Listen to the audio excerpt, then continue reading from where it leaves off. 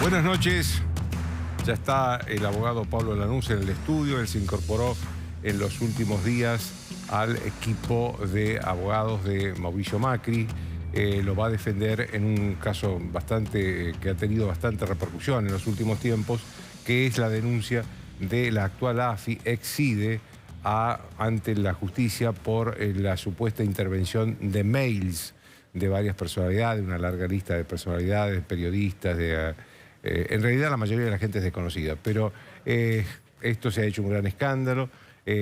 Pablo Lanús va a representar al presidente Macri, al expresidente Macri, ante la justicia. También vamos a estar con el intendente de la ciudad de Avellaneda, de Santa Fe, que es donde tiene la sede central Vicentín, esta empresa que ha sido intervenida por el gobierno nacional y que se anunció que va a ser expropiada si el Congreso aprueba la expropiación desde ya. Antes de todo eso vamos a estar con el jefe de gobierno de la capital, Horacio Rodríguez Larreta, que hoy hubo una reunión muy importante entre los ministros de Salud Pública de la Nación, de la provincia de Buenos Aires y de la capital, para ver cómo sigue la cuarentena y según las versiones hay cierta tensión entre las posiciones del gobierno nacional, las del gobierno de la provincia de Buenos Aires, que es una sola posición porque son el mismo partido, el kirchnerismo, el partido justicialista, y la del gobierno de la capital. También Horacio Rodríguez Larreta estuvo el jueves pasado en Lomas de Zamora, donde se está investigando otra causa que también tiene que ver con supuestas investigaciones o intervenciones de las ex-CIDE, actual AFI, en los a personalidades políticos, periodistas, en fin, a donde estuvo también Cristina Kirchner el lunes pasado. Todo esto después de los auspicios. Auspician desde el llano.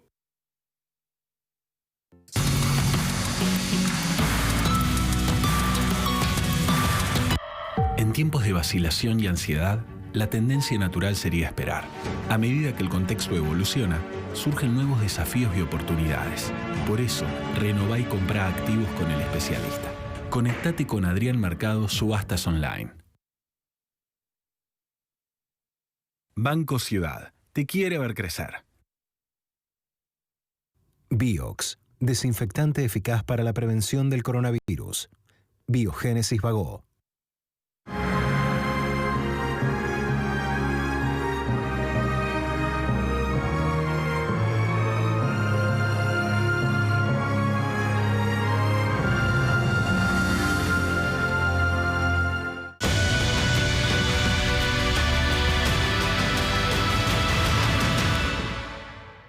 Protegete del coronavirus. Quédate en casa. Respetá el aislamiento social preventivo obligatorio.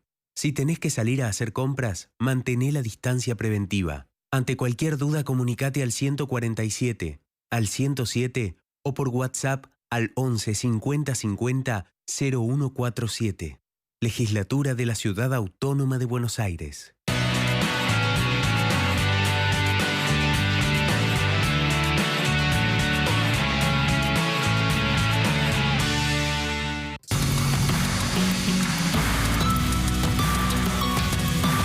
Bien, estamos, como les dije, con el jefe de gobierno de la capital, Horacio Rodríguez Larreta. Buenas noches, Horacio, ¿cómo está usted? Perdón, buenas noches, Joaquín, ¿qué tal? ¿Cómo está? ¿Está bien? Bien, bien, gracias. ¿Ya se acomodó? Sí, estoy bien. Bueno, Sí, la primera pregunta... acá estoy. La primera pregunta que le quiero hacer es si la capital, el gobierno de la capital, está dispuesto a retroceder en la flexibilización de la cuarentena, como se ha hablado en las últimas horas. Bueno, yo lo dije muy claramente cuando se inició la última etapa de la cuarentena, que vamos a ir viendo diariamente la evolución de los contagios. O sea, todas las decisiones que tomamos las tomamos en base a los datos, en base a la evidencia. No son decisiones políticas que se toman, son decisiones basadas en la evidencia y en los datos. Cuando abrimos comercio fue por eso. En un momento tuvimos que cerrar algunos comercios porque habían aumentado en su momento mucho los casos en la ciudad. Y ahora lo mismo. O sea, no es que adelantamos qué decisión vamos a tomar. Es día por día vamos viendo un montón de datos, ¿no? La evolución de los contagios, el valor absoluto, el aumento, si están concentrados o no, si ese aumento depende de haber aumentado la cantidad de testeos gracias al plan Detectar. O sea, todas las mañanas hacemos un análisis muy detallado y en base a eso se toman decisiones. Es decir, Horacio, esas decisiones pueden ser ir para atrás, ir para adelante. Digo, vamos a ir tomando decisiones en base a la evidencia, ¿no? Eso le quería preguntar. ¿Usted no descarta tener que volver atrás con la cuarentena? O sea, hacer una cuarentena más estricta. A ver, depende. Tenemos que ser muy rigurosos en esto, ¿no? Ya para la gente es una situación de mucha angustia, es mucho tiempo. Entonces, andar especulando si descarto, si no descarto, o sea, las decisiones las vamos a tomar en base a los datos. Repito, a una serie de datos, no es uno solo. No, como hicimos hasta ahora, explicando siempre por qué tomamos las decisiones que tomamos, mostrando la evidencia. Así que no es que descarto o no descarto, es vamos a tomar las decisiones siempre coordinando con el gobierno nacional, como lo estamos haciendo, coordinando con el gobierno de la provincia. Hoy, hace unas horas, hubo reunión de ministros de salud. El sábado pasado lo mismo. O sea, coordinando con nación y provincia como debe ser y tomando decisiones en base a la evidencia que tenemos. Esta es una enfermedad que no tiene antecedentes, no hay un conocimiento científico que uno pudiera garantizar de que bueno, va a pasar tal cosa o tal otra. No se sabe. Hay un montón de países que van para adelante, van para atrás. Leí esta mañana que en Nueva York están dudando, están pensando si no tienen que volver para atrás algunas de las aperturas que hicieron. En Corea o en Israel, que son dos casos que fueron puestos siempre como ejemplos en el mundo de buen manejo de la pandemia, en algunas zonas tuvieron que volver a cerrar las clases que las habían abierto. Entonces, siempre los datos, la decisión la vamos a ir tomando en base a la evidencia, que es lo que corresponde. ¿Hay algún grado de tensión entre las posiciones del gobierno nacional, de la provincia de Buenos Aires y la del gobierno suyo? No. Hay conversaciones todo el tiempo. Yo con el gobernador, con el presidente, hablamos mucho de estas cosas. Como digo, hasta hace unas horas estuvieron reunidos los ministros de salud. Tenemos que entender que cuando decimos coordinar, no necesariamente es que hay que tomar exactamente la misma decisión en la ciudad que en cada lugar del conurbano. Es diferente la realidad. Incluso dentro del conurbano hay algunas zonas y otras. Entonces, que estemos coordinados, que conversemos todas las decisiones, no necesariamente significa que la decisión sea exactamente igual en cada lugar. Doy un ejemplo, por ejemplo, incluso dentro de la ciudad. Hace un mes tuvimos un brote muy fuerte en el barrio 31, ahí en Retiro. Un brote muy fuerte. Entonces, hicimos todo un trabajo específico en esa zona. Con el gobierno nacional aplicamos el plan Detectar, que es el plan que se hace, por el medio del cual se hacen los testeos preventivos. Se testea a toda la gente que estuvo en contacto estrecho con alguien contagiado, se los aísla. Y gracias a eso ya llevamos, creo que son 12 días seguidos donde los casos en la 31 vienen bajando. O sea, fue distinto el enfoque de la 31 que se hizo en ese momento que el resto de la ciudad. Como funcionó bien ahí, se llevó al resto de los barrios vulnerables. Hoy en los 5 barrios vulnerables más grandes de la ciudad estamos aplicando el plan Detectar y se contuvo. Entonces digo, las decisiones se conversan, se coordinan. Eso no quiere decir que sean exactamente las mismas decisiones para toda. No, pero le hacía esa pregunta porque la versión que viene de la provincia de Buenos Aires, sobre todo de funcionarios, que inclusive lo han dicho públicamente, es que ellos le echan la culpa a la provincia, a la capital, perdón, a los runners, a toda la actividad que hay en la capital, porque además la capital siempre destacan más casos que la provincia de Buenos Aires. Sí, yo no voy a entrar en polémicas. Creo que la gente tenemos que darle un mensaje de tranquilidad. Hoy hubo una reunión hace unas horas, estamos trabajando juntos, incluso de la reunión de ministros salió un comunicado conjunto, quiere decir que hubo una coincidencia respecto a la reunión. Digo, entrar a contestarle a versiones, a lo que diga uno, a lo que diga el otro, no corresponde. Creo que lo último que tenemos que hacer en este momento es entrar en controversias. Tenemos que seguir trabajando juntos, como estamos haciendo y como sucedió hasta hace un ratito entre los ministros de salud. Del lado de la ciudad siempre va a ser la actitud. Y yo me preguntaba con la provincia, yo con el gobernador, me intercambio mensajes o hablo prácticamente todos los días. Así que estamos en buena sintonía. Déjeme hacer una pregunta sobre la situación en la capital en cuanto a la economía. ¿Cómo afectó la cuarentena y la pandemia a la economía, porque veo muchos comercios definitivamente cerrados. Por supuesto, a ver, afectó a la economía en todo el mundo, en todo el país, en la ciudad de Buenos Aires también, no estamos ajenos a eso. Digo, una cuarentena supone una restricción de actividades, donde además hay una restricción de la propia gente. Acá en la ciudad de Buenos Aires ya había bajado muchísimo el movimiento de la actividad, incluso las semanas antes que se defina la cuarentena, porque la gente tiene miedo y es natural. Entonces eso ha sucedido en todo el mundo. Nosotros tratamos de ayudar a algunos sectores, a otros. Hoy en la ciudad la mayoría de los comercios están abiertos, eso le da mayor vida. Pero sí, entiendo que hay sectores que, dado el riesgo de contagiosidad, no han podido abrir. Y entiendo su angustia. Realmente es una situación muy difícil para todos. Que siempre lo dije, en la medida de lo posible vamos a ir abriendo actividades, pero siempre poniendo primero el cuidado de la salud de la gente. O sea, estamos en un momento de preocupación. Estamos en un momento donde han aumentado los casos. Por eso esta preocupación, por eso ha habido reuniones todo el fin de semana. Digo, estamos preocupados, por supuesto. Yo lo que le hacía esta pregunta porque veo comercios que no van a poder reabrir porque han cerrado definitivamente. Sí, todavía, a ver, es difícil saber si no abren por eso o no abren porque por ahí viven en provincia y no pueden viajar hasta que no. Entendemos que va a haber casos de esos, los va a haber, porque así sucedió en todos lados. Nosotros estamos tratando de ayudar de la mejor manera posible. Me reuní la semana pasada con FECOBA, que es la Federación de Comercio de Buenos Aires. Con ellos trabajamos los protocolos para reabrir los comercios que reabrimos. Me reuní con la Cámara Hotelera, creo que fue el jueves pasado también. Estamos trabajando con todos los sectores, sabiendo que están muy afectados como todos, pero ayudando de la mejor manera posible, estableciendo protocolos para cuando podamos reabrirlos. Estamos trabajando con todos ellos. Yo me reuní con prácticamente todos los sectores de la actividad económica de la ciudad. Horacio, ¿cuándo cree usted más o menos que se volverá a la normalidad o a la nueva normalidad, digamos? ¿Cuándo cree usted más o menos que se va a volver a esa situación? ¿Será a fines de julio, a principios de agosto? No, Joaquín, no podemos hacer estimaciones sobre una enfermedad que no tiene antecedentes. Sería mucho más fácil que uno tuviera un manual, un procedimiento de cómo tiene que atacar una enfermedad como esta. Y podríamos darle a la gente tranquilidad y previsibilidad. Pero la realidad es que no se sabe, porque no se sabe cómo va a evolucionar. O sea, nosotros estudiamos, yo hablé con alcaldes de todo el mundo, tuve una larga charla con el alcalde de Madrid el otro día, con el de Berlín, viendo cómo lo ha manejado cada uno. Y el problema de esta enfermedad es que al no haber conocimiento científico, es muy difícil prever. Y decirle a la gente una fecha que uno no tiene una precisión, una exactitud, creo que no es lo correcto. O sea, lo vamos viendo con la evolución de los casos, día por día, estudiamos. Está funcionando muy bien, o sea, para dar un mensaje optimista, está funcionando muy bien lo que llama el plan detectar. Esto que hicimos en la 31 funcionó muy bien. Había el lugar de la ciudad que más habían crecido los casos, hoy bajó. Hoy cada día tenemos menos contagios. Lo mismo, dado que funcionó muy bien en los barrios vulnerables, lo estamos llevando a toda la ciudad. Ya empezamos en Balvanera, en Flores, en La Boca, estamos llevando esta semana a Barracas y vamos a seguir. Cada 2 días sumamos un barrio más. Con eso nos anticipamos, con eso se corta la cadena de contagios, porque tomamos contacto con la gente que estuvo en contacto estrecho con los contagiados, se los testea en el momento y aquellos que están contagiados se los aísla. Tenemos más de 2.000 personas hoy, al día de hoy, 2.000 personas aisladas entre hoteles y el centro de aislamiento que tenemos acá en Costa Salguero. Esa es la manera más efectiva de cortar la cadena de contagios.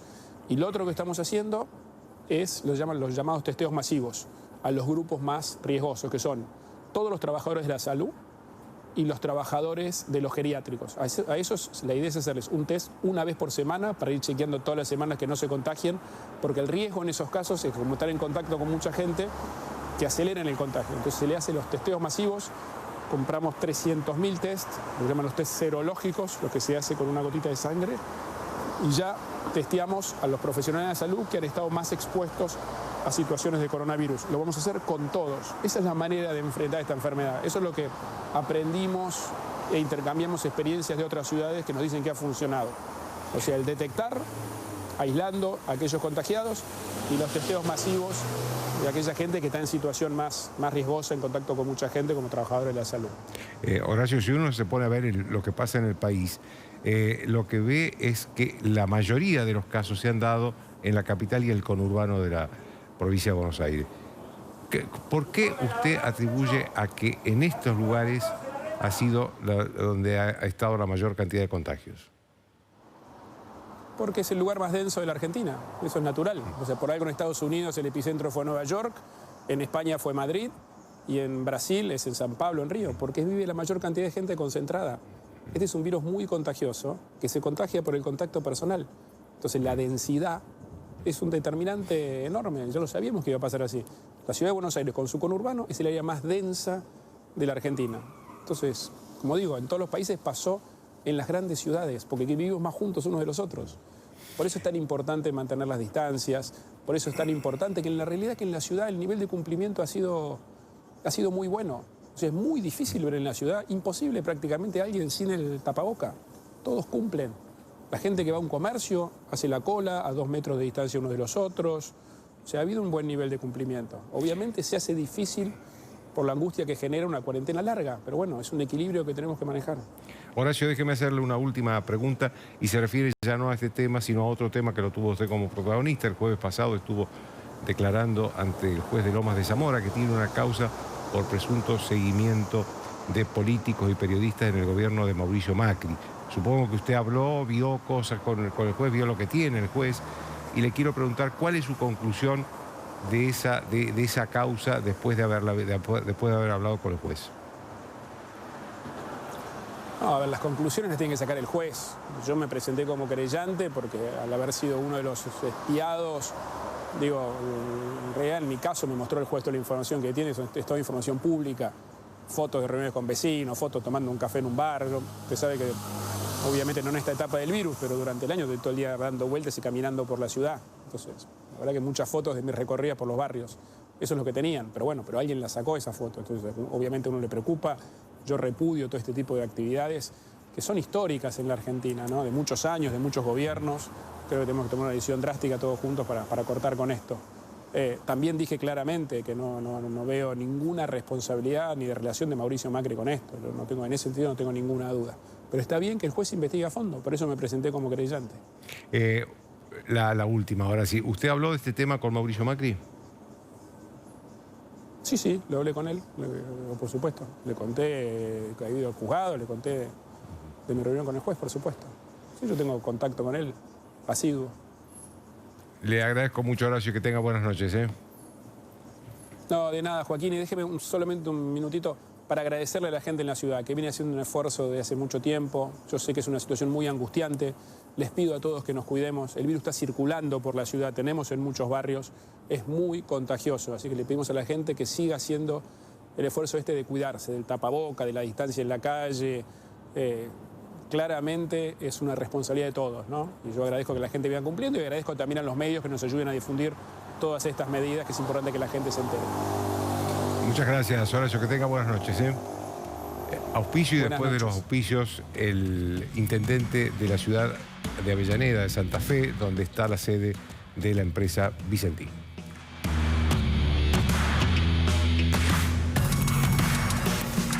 Auspician desde el llano. Desde el primer momento de la mañana hasta el último gustito de la noche. Arcor, alimentando cada momento del día. Hoy nos toca esperar. Son tiempos distintos. Es una oportunidad para relacionarnos de otra forma.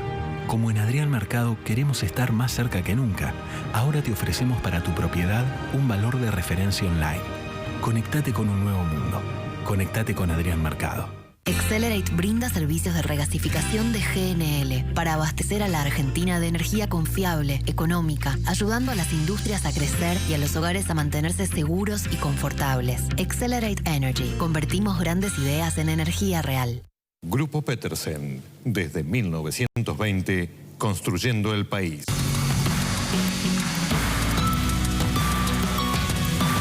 En Vicente López podés hacer tus trámites online ingresando en vicentelopez.gov.ar. En trámites y servicios podrás hacer consultas, solicitar turnos, realizar pagos y trámites las 24 horas desde tu casa. Vivamos Vicente López.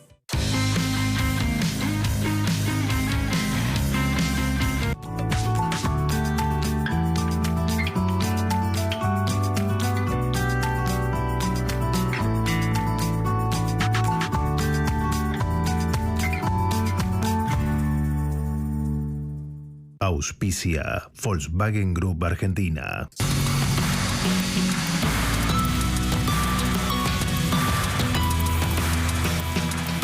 Bien, estamos con el intendente de la ciudad de Avellaneda, en Santa Fe, donde está la sede de la empresa Vicentín. El intendente se llama Dionisio Escarpín. Buenas noches, Dionisio. Buenas noches, intendente. Gracias por estar esta noche desde allá, desde Avellaneda. La primera pregunta que le quiero hacer es que usted, que conoce la ciudad, conoce la empresa, conoce el movimiento, ¿eran necesarias la intervención y la expropiación de Vicentín? No, totalmente innecesaria. Nosotros estamos convencidos de eso y eso es lo que en definitiva estamos peleando y estamos tratando de convencer a nuestro presidente de que era totalmente innecesaria. Nosotros planteamos dos cosas que son muy fáciles de entender. Es decir, por un lado, por el tema de la intervención. Hay un juzgado de la provincia de Santa Fe que está llevando adelante el concurso de acreedores. Si el gobierno nacional de alguna forma quiere asegurarse de que ese juzgado y la empresa, digamos, no vacíen la empresa o no desvíen capitales o no hagan nada, que es muy difícil hacerlo dentro del marco del juzgado, que el gobierno nacional ponga un veedor que trabaje en coordinación con el juzgado y con la empresa, ya sea un veedor del gobierno nacional o un veedor del Banco Nación, en todo caso, que es uno de los deudores más importantes. Y respecto a la expropiación, nosotros entendemos que ninguna argumentación es válida, porque Vicentín es una empresa que está en pleno funcionamiento, es una empresa que tiene la última tecnología, es súper competitiva, y hay muchísimas formas de arreglar este problema, de que el Estado pueda rescatar a esta empresa de diferentes alternativas, porque la empresa está abierta a buscar soluciones. Ahora, intendente, ¿cómo se explica que una empresa que facturaba entre 3.000 y 4.000 millones de dólares anuales haya caído en cesación de pagos? Esto es lo que es difícil entender. ¿Usted tiene una respuesta para eso? Sí. Sí, por supuesto que la mejor respuesta la tiene la empresa, pero hay elementos objetivos que justifican esto. Y uno de los mayores pecados que tuvo la empresa es confiar en el país. ¿Por qué digo esto? Porque la empresa ha crecido enormemente en los últimos 20 años, ha prácticamente multiplicado por 10 su facturación. Es una empresa que ha apostado al país, ha apostado a unidades de negocio, ha recuperado empresas. En nuestra zona hay 3 empresas que son empresas recuperadas por la empresa Vicentín. Le ha incorporado toda la tecnología existente en el mundo para que puedan funcionar, para ser competitivas. Y todas estas inversiones, todo esto que ha hecho la empresa con tanta expansión, una expansión enorme en los últimos años, lo ha hecho en base a créditos, como cualquier empresa lo hace. Muchos de esos créditos en dólares. La Argentina vivió una devaluación en el 18, la Argentina vivió una devaluación en el 19. Las tasas de interés en dólares se dispararon de manera increíble en nuestro país. Los bancos internacionales dejaron de prestarle a nuestro país y a nuestras empresas. Y también influyó mucho, hay que decirlo, después de las primarias del año pasado, donde Alberto gana por tanta diferencia a Macri, hubo lo que se conoció como una corrida granaria, donde los productores, por temor a que vuelvan o a que aumenten las retenciones después del 10 de diciembre, salieron a liquidar los granos que le habían entregado a la empresa, y hubo una liquidación de granos fenomenal en poco tiempo, y eso ahogó financieramente a la empresa. Pero la empresa tiene un problema financiero, no de otro tipo, porque es una empresa, digamos, que, como lo dije, está en pleno funcionamiento, compite con cualquiera a nivel mundial. Dionisio, ¿usted cree que ahí podría haber una solución entre privados nacionales inclusive? Sí, por supuesto. Hay soluciones posibles, sin duda que es así.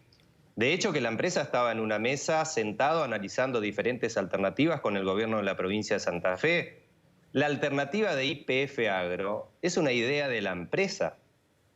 También se iniciaron conversaciones en su momento con la Asociación de Cooperativas Argentinas. Es decir, hay soluciones, no son tan difíciles, obviamente que por la magnitud de la empresa, por la magnitud de las operaciones, esas soluciones no se pueden dar en una reunión o en 2 reuniones como fueron la semana pasada.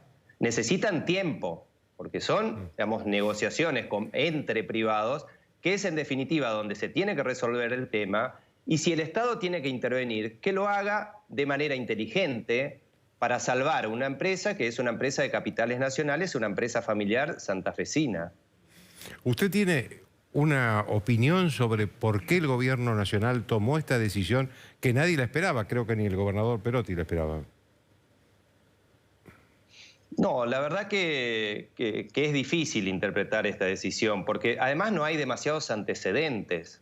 No hay demasiados antecedentes que el gobierno, digamos, a una empresa que está en una crisis financiera como esta, tenga como única alternativa la expropiación. Es muy difícil encontrar antecedentes de este tipo, sobre todo en empresas agroalimentarias del sector privado.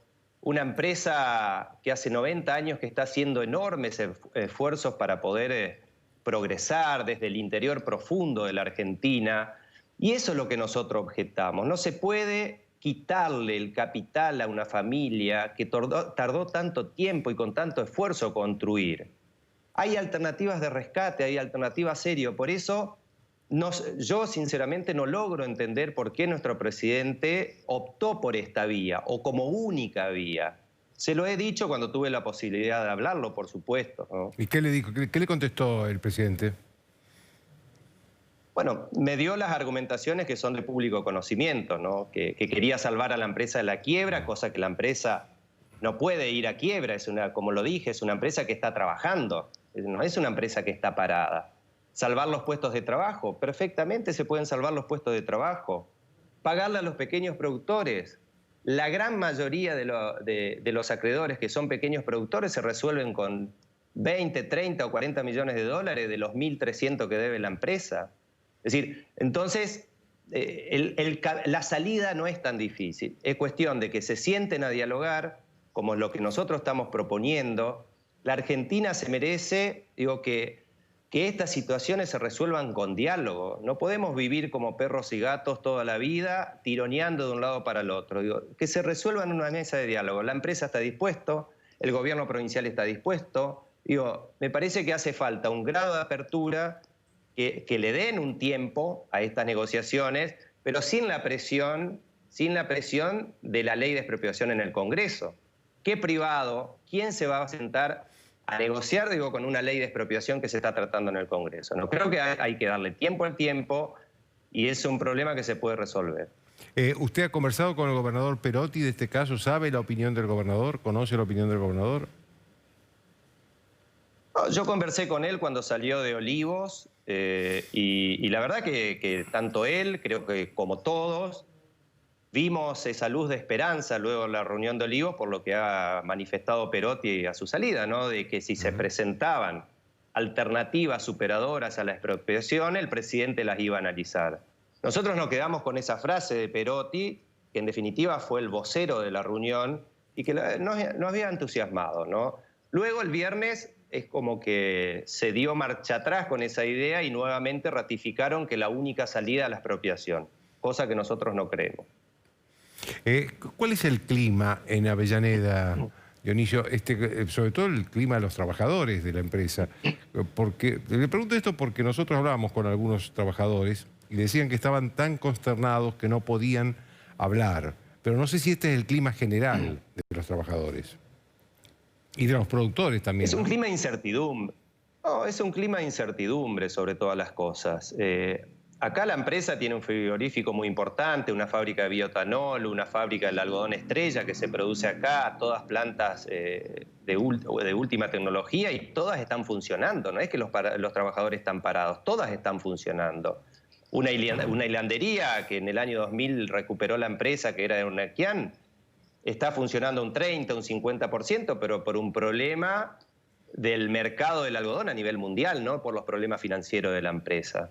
Es decir, entonces hay un clima de incertidumbre porque imagínense una empresa que ha hecho tanto por la región, que ha apostado tanto a la región, una región en el norte de Santa Fe con todas las dificultades que tenemos, y nosotros no vemos que otra empresa, sobre todo el Estado Nacional, venga a invertir luego en el futuro acá. Pero en el día de hoy la incertidumbre es esa, ¿no? De qué es lo que va a pasar con la empresa, con sus puestos de trabajo, Y por supuesto, de si cae en manos del Estado o en alguna otra alternativa, luego la empresa, digamos, se quede sin esa apuesta al desarrollo de nuestra región. Esa es un poco nuestras consideraciones y nuestra incertidumbre hacia el futuro. A usted, hablando más que del futuro del pasado, ¿a usted lo sorprendió esta decisión o imaginaba, la tenía entre las posibilidades, conociendo seguramente la crisis financiera que tenía Vicentín? Nosotros considerábamos que la salida estaba en el diálogo porque la empresa desde hace varios meses está buscando alternativas de salida. Escuchamos, sí, obviamente, de las noticias nacionales que se insinuaban algunos proyectos de expropiación y de estatización de la empresa. Bueno, ustedes también lo vienen escuchando desde el mes de febrero, marzo. Pero sinceramente pensábamos que era de un sector más marginal, si se quiere, de la política argentina que piensa en este tipo de decisiones, ¿no? Que nosotros la respetamos, obviamente, no la compartimos, pero la respetamos. Un país necesita de todas las opiniones y de todas las ideologías. Pero pensamos que era de una opinión minoritaria y por eso nos sorprendió también a todos. Y también nos sorprendió por lo que yo mencionaba. Había una línea de trabajo con el gobierno de la provincia de Santa Fe, había un contacto con el gobierno de la Nación para que la salida sea otra y no esta. Perfecto, Intendente. Le agradezco mucho que haya estado con nosotros y que tenga buenas noches. No, gracias a vos y un gran saludo a todos. Bien, después de la pausa, Pablo Lanuse, abogado de Mauricio Macri en una de las causas por intervención de los servicios de inteligencia.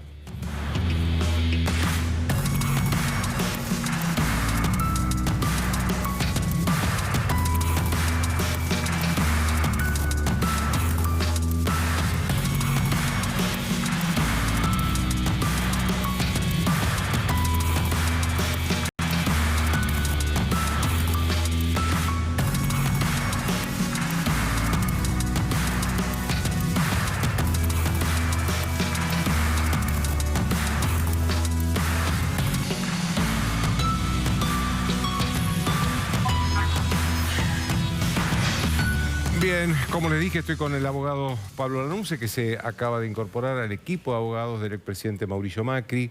El expresidente tiene varias denuncias, sobre todo de la ex-CIDE, actual AFI, sobre escuchas, persecuciones a políticos, periodistas. Hay como 2 o 3 causas dando vuelta por ahí. Yo la primera pregunta, Pablo, que le quiero hacer es una pregunta general, porque en los últimos tiempos he venido viendo, escuchando, que habría una decisión de perseguir judicialmente a Mauricio Macri por parte, sobre todo, de la actual vicepresidenta Cristina Kirchner. ¿Esto usted lo ve así?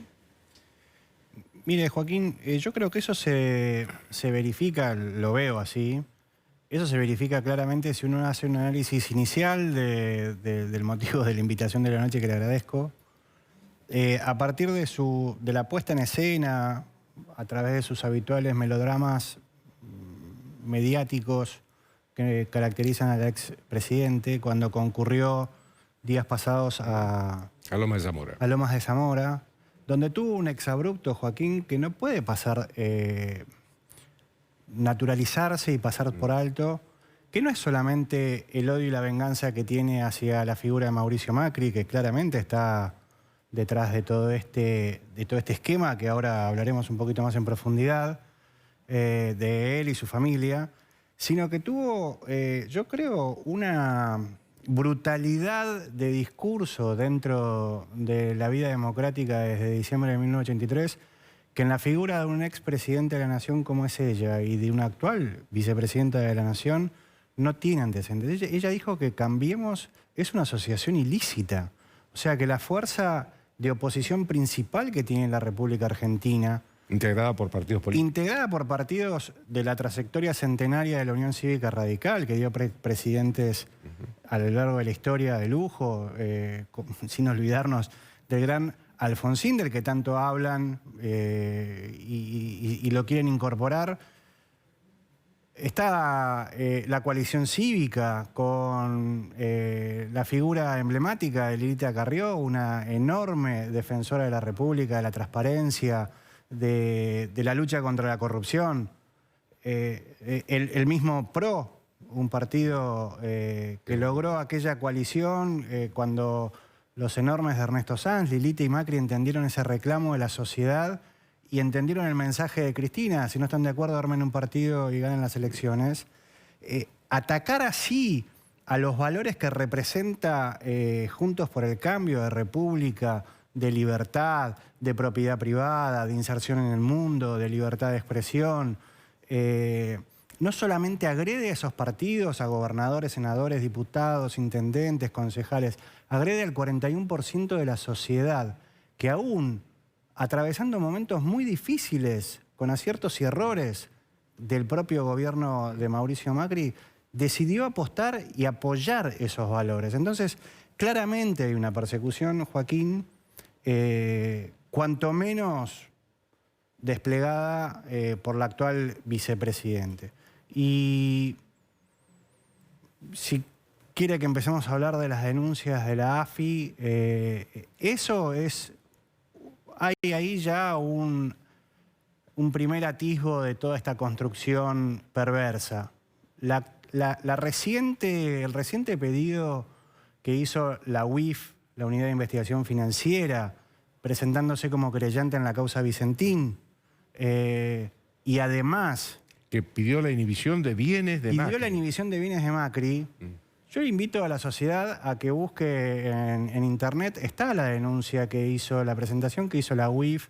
Son simples 21 carillas que francamente le faltan el respeto a la trayectoria y a la seriedad de lo que significa la UIF. Es un papelón, Joaquín. ¿Por qué? Porque la UIF se remite a meros artículos periodísticos. Y con esto, vaya mi respeto al periodismo de investigación, a la actuación del periodismo. Sí, pero la unidad eso lo puede hacer, no lo puede hacer eso lo puede hacer cualquier ciudadano, lo puede hacer un juez o un fiscal conociendo de algún reporte de investigación periodística una denuncia. Pero la unidad de investigación financiera, que se nutre de información y entra en el flujo de información internacional... Está, aclaremos, para investigar el lavado de activos. Es una unidad específica, hiperprofesional. Pero a ver, es brutal la presentación que hace de mala y pide la inhibición general de los bienes del expresidente de la Nación con un nivel de liviandad argumental que realmente debiera ponerse más de uno colorado. Pero esto se engarza con algo que es mucho más grave. En un reciente artículo que está publicado en La Nación, el presidente Alberto Fernández reconoce y afirma que está muy bien que la UIF se haya presentado, porque hay un reporte de operación sospechosa que se menciona. Dice, ahí vi un reporte de operación sospechosa. Yo los invito a que lean, como les dije, la denuncia de la UIF. No hay una sola mención en la denuncia de la UIF a un reporte de operación sospechosa.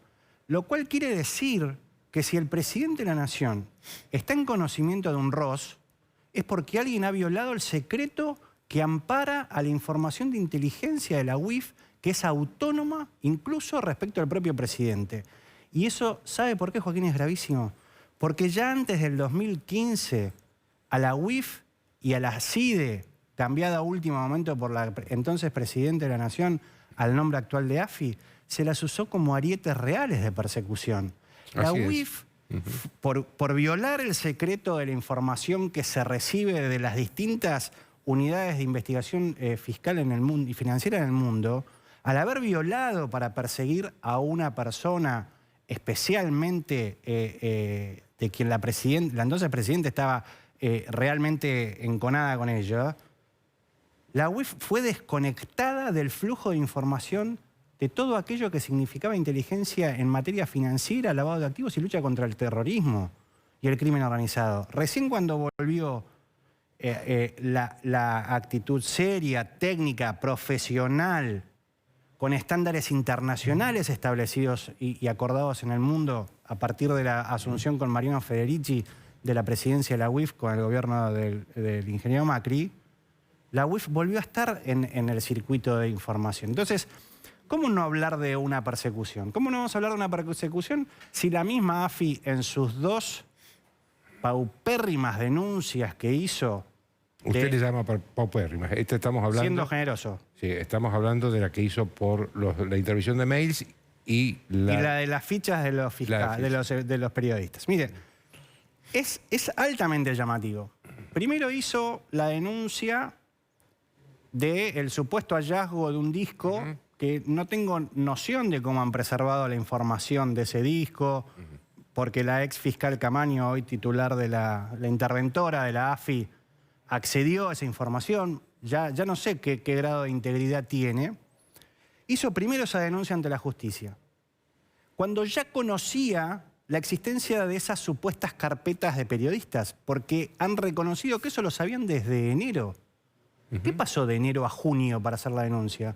Un funcionario público, cuando conoce de un posible delito, tiene la obligación inmediata de hacer la denuncia.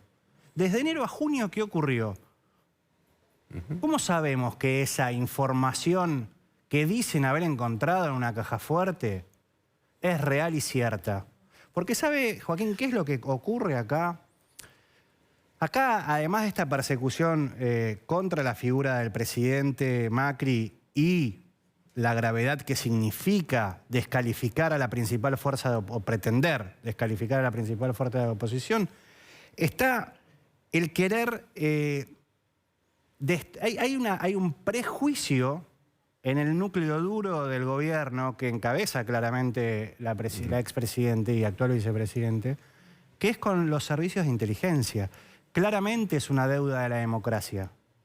Hacerlos democráticos. Pero a lo que no se puede aspirar, Joaquín, es a la posición naif o perimida de que un país puede vivir sin un aparato serio de inteligencia. Sufrimos 2 atentados terroristas internacionales en la República Argentina. Sí, pero los argentinos no son serios.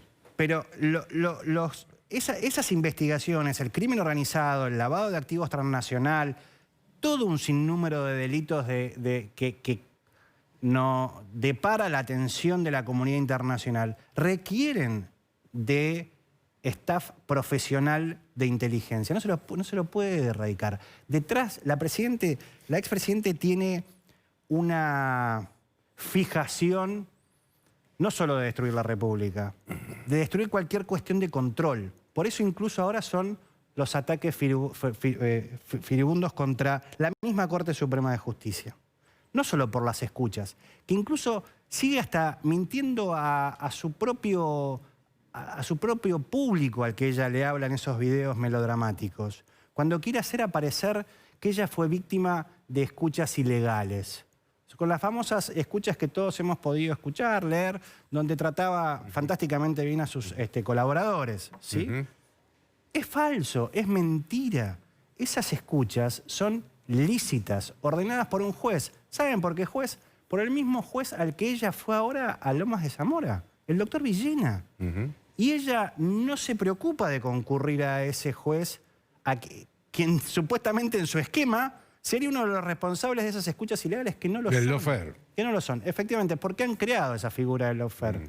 Y no existe esa figura del lawfare. Ahora, en la casa de Mauricio Macri no se encontraron transcripciones, carpetas con transcripciones de periodistas, de opositores. ¿Por qué tanto escándalo con estas denuncias y por qué no se hizo nada con esa causa que se abrió hace como 2 años? Que la abrió el doctor Bonadío, la mandó a sorteo, salió el doctor Martínez de Giorgi, el juez Martínez de Giorgi, que está a cargo de esa causa, que no hizo nada durante 2 años, más de 2 años, y que son carpetas que se encontraron, las encontró Bonadío, en la casa de Cristina Kirchner, con información sobre personas, empresas, con desgrabaciones de...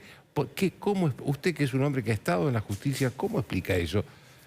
Que haya semejante escándalo por estas cosas y no se haya hecho nada por lo otro. Mire, yo creo que cuando se inventa un pseudo escándalo como el que están queriendo instalar ahora del no espionaje, y no se dice nada, ni se brinda ninguna explicación del real espionaje documentado encontrados en manos de la propia persona hoy investigada, que es la expresidente, esto me hace acordar a eso de cómo esconder un elefante en la calle de Florida. ¿Sabe cómo se esconde a un corrupto que estuvo en la Casa Rosada? Hacer creer que todos los que estuvieron en la Casa Rosada son corruptos. O que todos los que espiaron, los que estuvieron en la Casa Rosada espiaron. La expresidente necesita igualar para abajo, porque ella no puede brindar explicaciones de las cosas que sí se encontraron en su casa o de las que sí reconocieron un montón de sus colaboradores ante la justicia. No con situaciones absolutamente irregulares y extrañas y llamativas iniciadas por la actual interventora de la AFI contra el expresidente Macri. Y ni hablar de este pedido de la UIF de inhibir los bienes. Porque acá, hace un ratito, Joaquín, usted hablaba con el intendente Avellaneda. Mire, no voy a hablar del tema Vicentín, porque tiene además de magníficos abogados, excelentes abogados y mejores personas. Sí quiero detenerme un minuto en lo que significa en este esquema de persecución y de intento de la expresidente de apropiarse de las instituciones de la República. El proyecto de intervención de la sociedad... Es un decreto, ¿no? De la sociedad, de un decreto, de un DNU, de una empresa que está en concurso preventivo en la jurisdicción provincial de Santa Fe. ¿Sí? O sea, avasalla ya la soberanía provincial. Se intromete el presidente, viola el presidente de la Nación en la Constitución Nacional que le prohíbe intrometerse en causas en trámite. Claro. E inventan, y esto es lo más grave que atenta contra la previsibilidad jurídica, la seriedad jurídica, la atracción de futuras inversiones en la Argentina.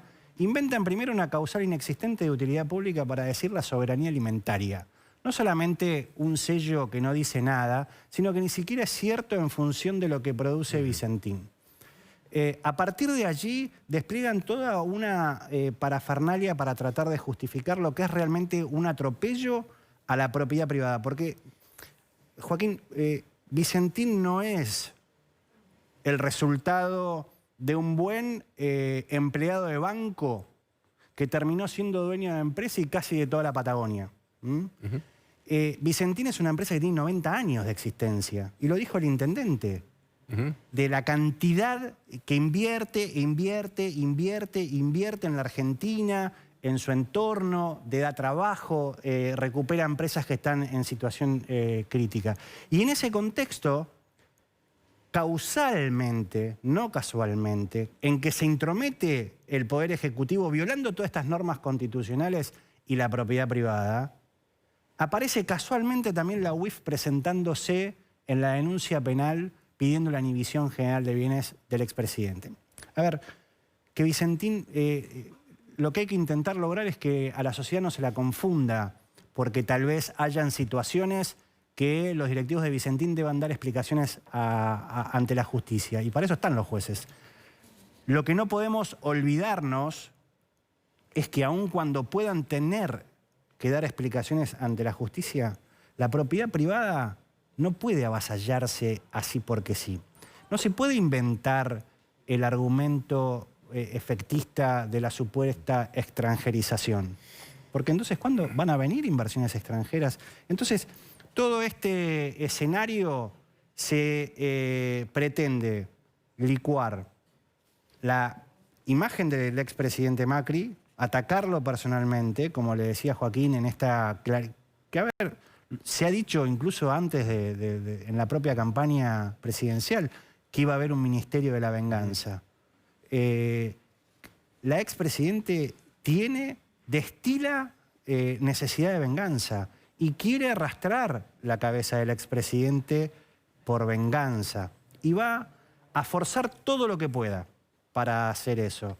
Y por eso es fundamental que se sepa la serenidad y la tranquilidad de Mauricio Macri frente a todos estos embates, porque no son los primeros, no van a ser los últimos, y con la misma contundencia que siempre se presentó y fue robustecida su inocencia en todas las investigaciones que se le han presentado, en esta no solamente está interesado, y así me lo ha pedido, de que colaboremos firmemente con la justicia porque sabe que ni espió ni mandó espiar a nadie, y que desde su gobierno se quiso recuperar y construir república.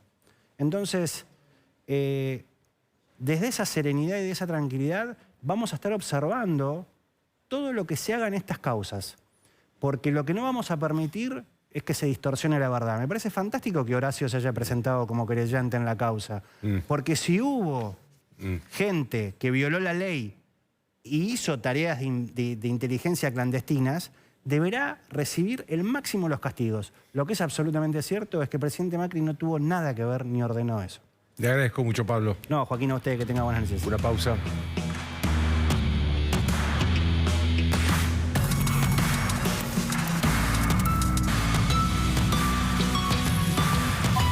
Bien,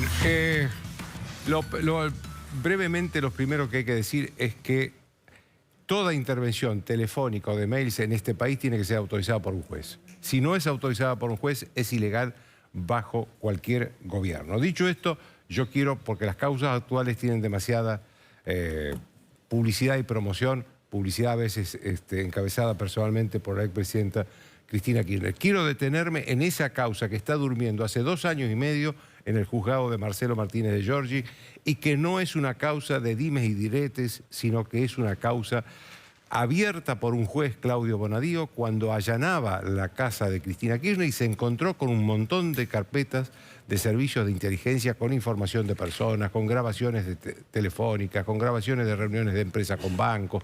Todo eso se encontró. Él dijo, esto no es mío, porque estaba allanando por otra causa. Ahí hizo una causa aparte, la mandó a sorteo y cayó en poder del juez Martínez de Giorgi, que es el que la tiene hace 2 años y medio, no hace nada, y ahora es el que tiene la denuncia de esta que hace la AFI por las intervenciones de mail. Ahora digo, si durante 2 años y medio Martínez de Giorgi no hizo nada, ¿por qué vamos a pensar que va a hacer ahora algo? Me voy antes que me reten mis amigas Luciana Geuna y Maro Dufar. Las dejo con ellas. Chau, hasta lunes.